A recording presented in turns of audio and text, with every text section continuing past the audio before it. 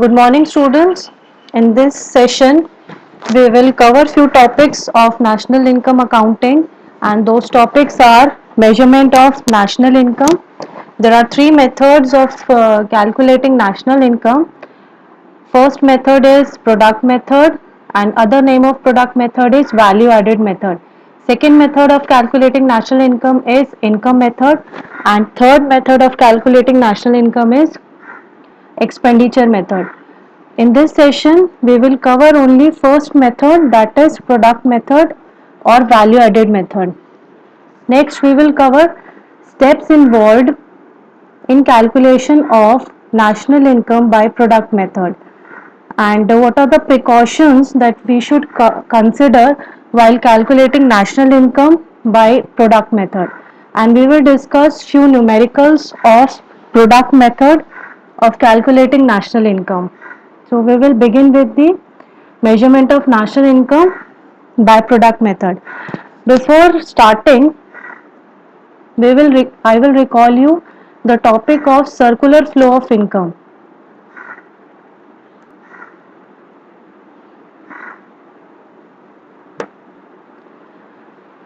Circular flow of income is the circular flow of income or circular flow of goods and services across the various sectors of an economy in a circular manner. There are three phases of circular flow of income. First phase is production phase. In this production phase, production units produces goods and services. And second phase is distribution phase. In this phase, production units make payment to the four factors of production. For example, payment of labor is wages, payment made to the land is rent, payment made to the capital is interest, and payment of entrepreneur is profit. And the third phase is expenditure phase. The household earns the income, and that income is spent by the household on final goods and services, that is known as consumption expenditure. And when firms spend on final goods and services, that is known as the investment expenditure. Students, on the basis of these three phases, we have to study about the three methods of calculating national income. You can see in the diagram, first phase is production phase. This is the generation of income, which leads to income phase. This is the distribution of income across various factors of production. And this leads to expenditure phase. This is the disposition of income, that is the spending of income by household or the firms. Measurement of national income. I've told you that there are three methods of calculating national income, and these three methods are on the basis of the three phases of the circular flow of income. Product method is on the basis of the production phase, income method is on the basis of the income phase, expenditure method is on the basis of the expenditure phase. We will study about product method or value added method in this session. Product method, it is also called as value added method. Value added refers to the addition of value to the raw material or intermediate goods by a firm by virtue of its productive activity. I will explain you this with the help of an example. Suppose a baker needs flour to produce bread. He purchases flour as input worth rupees 1000 from the flour mill, and he converts the flour into bread and sells the bread for rupees 1400, and the bread is the final good which he sells to the household. Now students, the intermediate consumption in this example is rupees 1000, and the value added is rupees 400, and this is the contribution of baker to the domestic product. You can see the formula for value added method is gross domestic product at market price is equal to value of output minus intermediate consumption. So hereby, it means that we can calculate GDP at market price as the difference between value of output and the intermediate consumption. Now we will study about the value of output and the intermediate consumption. Value of output refers to the market value of all final goods and services produced during the period of 1 year. It includes the cost of depreciation, that is the gross, and net indirect taxes, that is the market price. And this when entire output of the year is sold, then the value of output is equal to sales. But what will happen when the whole output is not sold? We will left with the closing stock. Closing stock is the part of that stock of the that accounting year, but opening stock is the stock of the previous year. So we calculate value of output is equal to sales plus change in stock, and change in stock means we are adding closing stock in the sales, because closing stock is the stock of that particular year, and we are deducting opening stock because opening stock is the stock of the previous year. We will not include that stock in our GDP at market price. In an open economy, sales include both domestic sales and the exports. So in a question, if sales is given, so you have to take that sales as domestic sales and exports both, but only if domestic sales is given and exports are given separately, then you have to add both of them to obtain the total sales. Now intermediate consumption. In students, in production we have two factors. First is factor input and second is non-factor input. Factor input is the four factors of production which you have already studied about: land, labor, capital and entrepreneur. Second is the non-factor input. Non-factor input is the raw material, is the power, it is the spare part of the machinery which are used in the process of the production. So these non-factor inputs are known as the intermediate consumption. Next, these are the steps which are involved in value added method. First step is identification and classification of the production units. Production units are classified into three sectors. First is primary sector, second is secondary sector and third is tertiary sector. Primary sector is related to the agriculture, farming. Secondary sector is related to the manufacturing sector. Raw material in secondary sector comes from the primary sector. We produce goods and services. This is the manufacturing sector. And tertiary sector is the service sector. We provide services in this sector. So we have to identify the three sectors while calculating the national income by value added method. Second step is to estimate gross domestic product at market price. When we calculate GDP at market price by calculating the difference between value of output and intermediate consumption. See, this is the formula for GDP at market price. I have told you earlier, value of output minus intermediate consumption. After calculating gross domestic product at market price, we will calculate net domestic product at factor cost. When we have to come to net from gross, we will deduct depreciation, and from market price to factor cost, we will subtract net indirect taxes. You can see in the equation also, NDPFC is equal to gross domestic product market price minus depreciation minus net indirect taxes. And our next step is to estimate the net factor income from abroad. After calculating the NFIA, we will add the NFIA to NDPFC so that we can arrive to our national income. National income is also referred to NNPFC. So when we add NFIA to domestic product, we will come to our national income. That is NNP, net national product at factor cost. What are the precautions we should consider under product method? The first precaution is the sale and purchase of second hand goods should not be included in national income. Children, for example, a car dealer has sold one second hand car to the consumer, but he has earned commission on that selling of that car.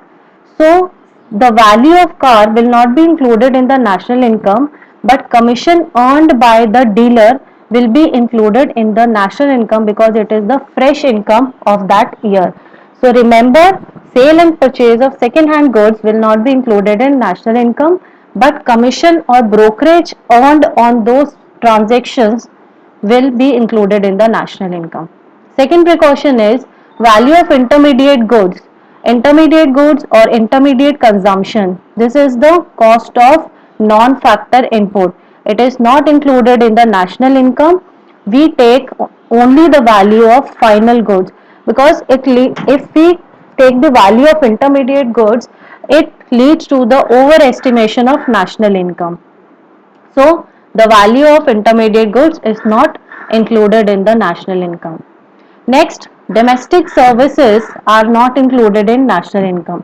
For example, if your mother is teaching you in your house, so these are not included in the national income because the it is a problem of evaluation. We can't find out their value.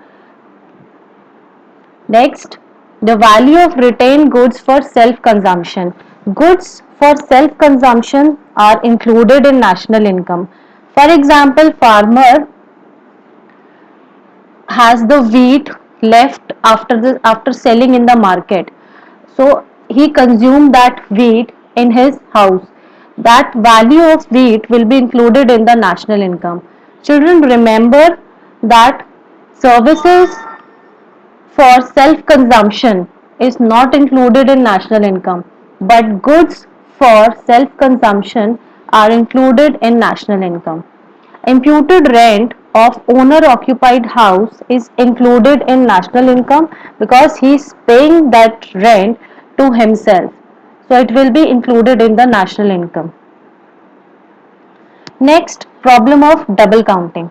And the precaution, I have told you that value of final goods are only included in the national income and intermediate goods value will not be included in the national income. That part I will explain it to you again with the help of this problem of double counting. Double counting means counting of the value of the same product more than once. While calculating national income, value of only final goods produced by all the production units of a country during a year should be included. Again, I will explain you this with the help of an example. Farmer produces wheat and sells it in the market. He treats his produce as final. Similarly, flour mill purchases wheats from the farmer and sells flour in the market, and he treats his flour as a final good. Flour mills, he is treating his good as a final good. You are further baker purchases the flour and convert it into biscuits. The value of wheat flour and biscuits are counted and estimating national income. The value of wheat is included thrice and that of the flour twice. Therefore, the size of national income will be overestimated. We can take the example of textile cotton cloth. If cotton cloth is produced from the cotton plant, farmer is producing that cotton, cotton is converting into the yarn, yarn is converting into the thread, thread is converting into cloth, cloth is converting into the shirt. If every seller is treating his good as final good, then we will overestimate our income. The final good is the shirt which has been produced. Its value is rupees 500 and it is the final value should be included in the national income.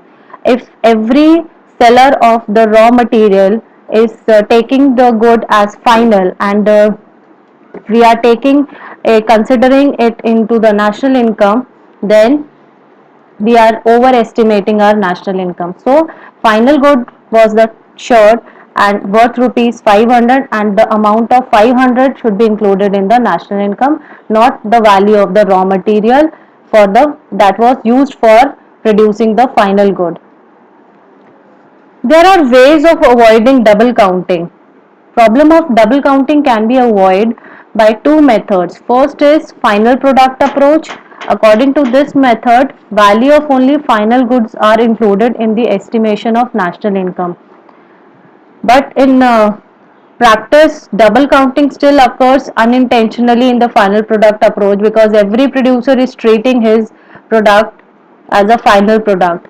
So we has the problem of overestimation of national income. Second approach is the value added approach. Value added approach, we deduct the value of intermediate consumption from the value of output, and this method is the best suited method to avoid the problem of double counting. Now we will discuss first numerical based on the value added method. In this numerical, you can see domestic sales is 2500, subsidies 40, purchase of raw material in the domestic market is 500, exports is 200, depreciation 100, import of raw material 60, net indirect taxes 60, closing stock is 250, and opening stock is 150. In this numerical, domestic sales and export are separately given. So we will add domestic sales to export while calculating value of output. Domestic sales is 2500 and export is 200. We will add 2500 and 200 to calculate value of output, and also we will add change in stock. Change in stock we will be deriving by deducting opening stock from closing stock, that is 250 minus 150 is 100. Value of output is equal to 2500 plus 200 plus 100, that is 2800. GDP at market price will be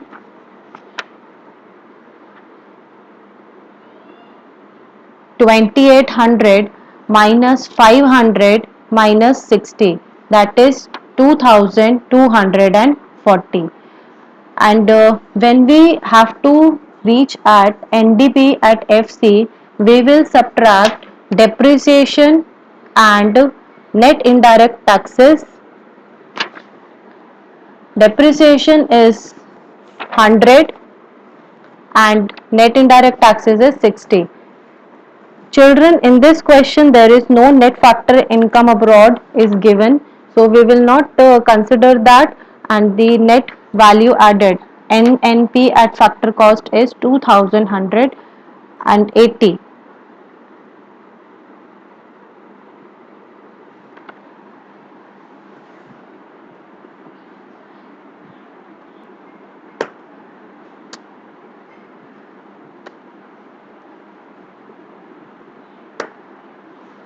In this second numerical, you have to calculate value added at factor cost from the following. Purchase of raw material is 30, depreciation is 12, sales is 200, excise tax is 20, opening stock is 15, intermediate consumption is 48, and closing stock is 10. Students, first we will calculate value of output, which is equal to sales plus change in stock. Sales is 200 and we will add change in stock in it by 10 minus 15. 10 is the closing stock and 15 is the opening stock. 10 minus 15 is minus 5. Answer we will get is 195. Now we will calculate GDP at market price by deducting intermediate consumption from value of output. that is 195 minus 48. GDP at market price we will get is 147. From GDP at market price we will derive NNP at factor cost by deducting depreciation and net indirect taxes. Depreciation is 12, that is 147 minus 12 and minus 20. There is no subsidies given in the question, we will take subsidies as 0, and net factor income from abroad is also not given in the question. So answer we will get as national income is 115, but here we have to calculate only value added at factor cost, that is the gross domestic product at factor cost. Here GDP at factor cost is 127 crore. The answer is 127 crore. Thank you.